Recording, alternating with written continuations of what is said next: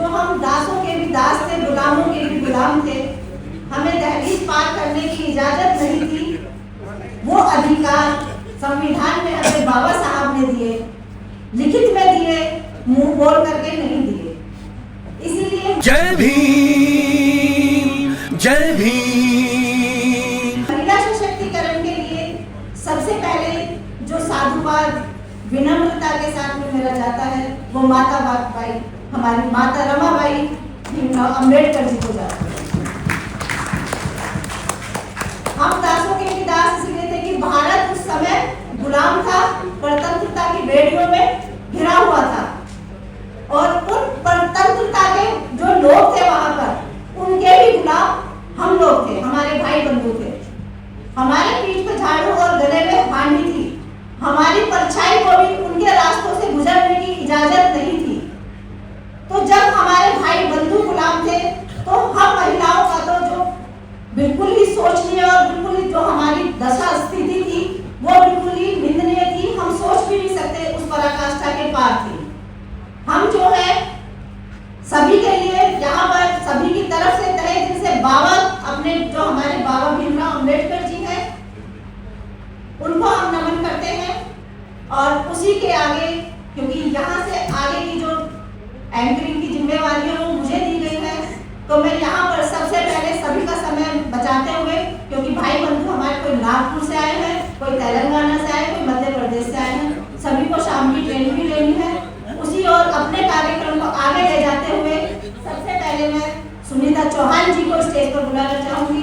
वो अपने एनजीओ के बारे में आपको बताएं और तालियों के साथ हम सबका स्वागत करें।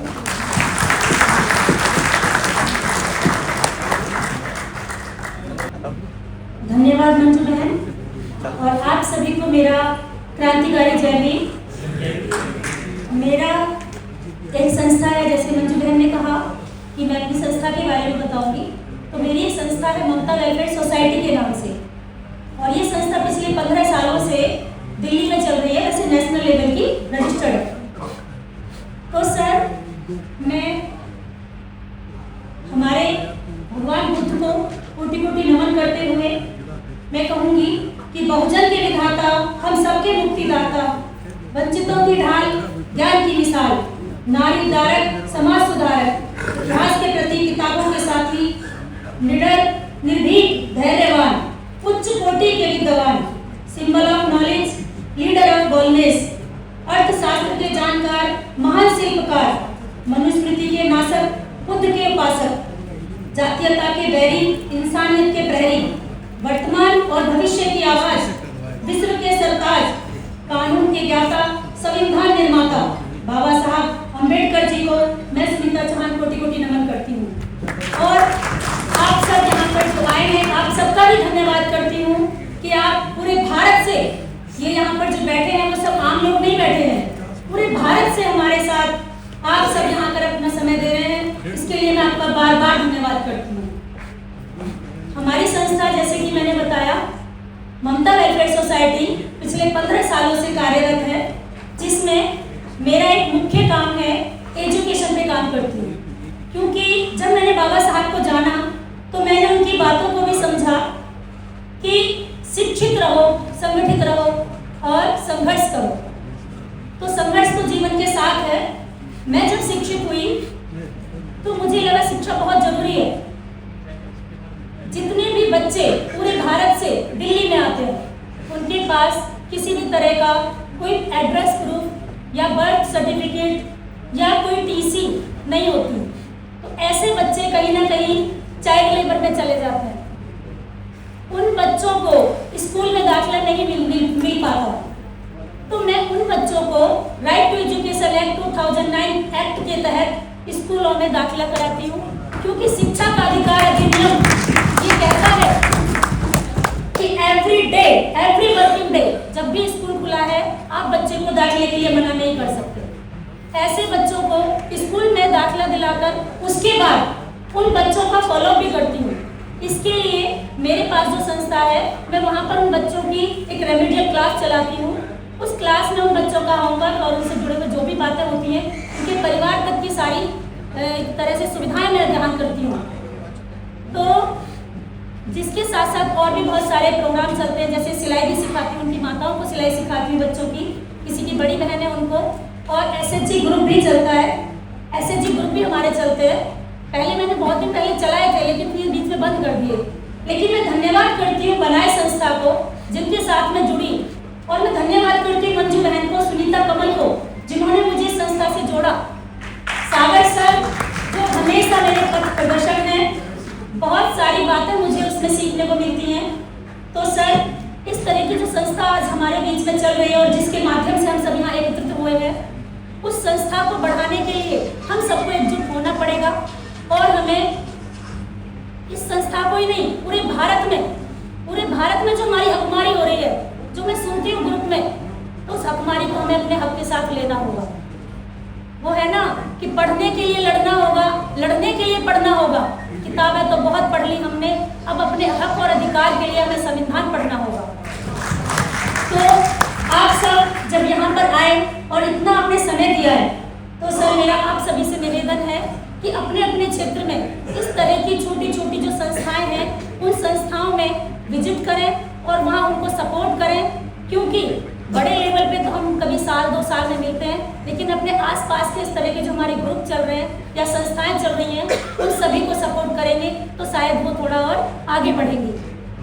जितने भी बच्चों को डिनाई किया जाता है एडमिशन के लिए, वो सारे बच्चे हमारे ही होते हैं, हमारे ही होते हैं। क्योंकि बाकी जो लोग हैं, वो लोग तो अपने बच्चों को प्राइवेट में एडमिशन दिला देते हैं, उन लोगों को किसी भी समस्या का कहीं भी सामना नहीं करना पड़ता। हमारे लोग मजदूर लोग हैं, उनको टाइम ही नहीं है, 1-2 बार स्कूल से वापस कर दिया तो वो हताश होकर बैठ जाते हैं कि नहीं होगा दाखिला। तो ऐसे हताश माँ बापों को मैं उनके साथ जाकर स्कूलों में दाखिला कराती हूँ। और कई बार तो ऐसा हुआ कि कोर्ट में PIL लगा के भी मुझे दाखिले कराने पड़े। तो मैं बस इतना ही कहना चाहूँगी कि अब जो बनाए संस्था हमारे साथ कदम से कदम नहीं, कंधे से कंधा मिला के चल रही है और हमें जो सपोर्ट कर रही है, मैं बार बार धन्यवाद करूंगी बनाए संस्था का भी और सागर सर का। क्योंकि जिस तरह की इस समय हकमारी हो रही है, जो दिखाई नहीं दे रही है, पहले जो होता था, जो भी हमारे साथ शोषण होता था, वो दिखाई देता था, लेकिन आजकल दिखाई नहीं दे रहा है। हमारे पीठ के पीछे वार किया जा रहा है, बहुत सारे हक हमसे छीन लिए जाते हैं। सिर्फ एक न्यूज़पेपर में खबर आ गई, एक न्यूज आ गई, पता चल गया आज ये वाला किधर है हमारा। तो आप सब जैसे जितने भी समाज सेवी हैं, सब जागरूक लोग हैं, तो आप सबको बहुत कुछ ना कहते हुए मैं बस इतना ही कहना चाहूँगी कि आप सब लोग अपना इसी तरह का समर्थन बनाए रखें और हमारे बनाए ग्रुप को और भी मजबूत करें। बहुत बहुत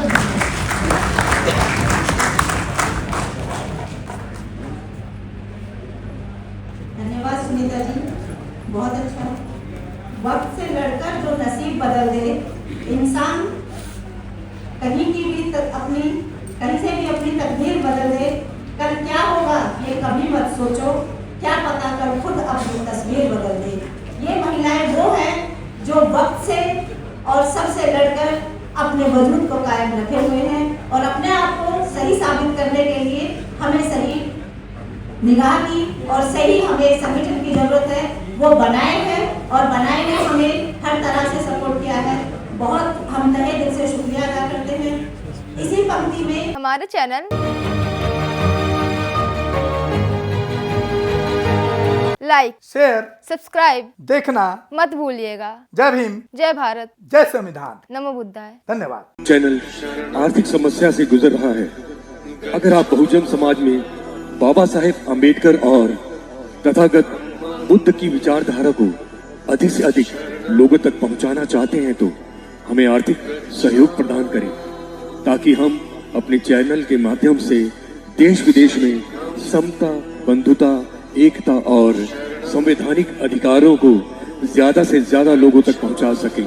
आप अपनी सहायता राशि नीचे लिखे खाते में जमा करा सकते हैं।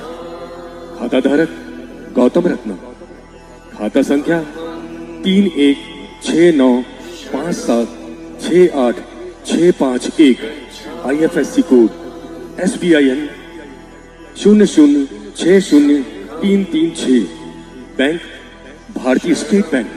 आप हमारे बैंक खाते का विवरण स्क्रीन पर भी देख सकते हैं। मैं गौतम रत्ना गौतम फिल्म्स प्रोडक्शन में आपका स्वागत करता हूं। आप हमारे प्रोडक्शन हाउस के अंदर अपना कैरियर बना सकते हैं as a film director, as a producer and actor and actress and editor and cinematographer also. अगर आपको फिल्म से रिलेटेड कुछ भी प्रोजेक्ट आपको बनवाना है तो हमारे पास में पूरा सेटअप है, जिसमें फिल्म कैमरा है, शूटिंग लाइट्स है और एडिटिंग है। सारा A to Z एक ही जगह पर आपको हमारे यहाँ पर मिल जाएगा। तो दोस्तों आप हमें कांटेक्ट कर सकते हैं हमारे नंबर्स पर 9810085714। जय भीम, जय भीम।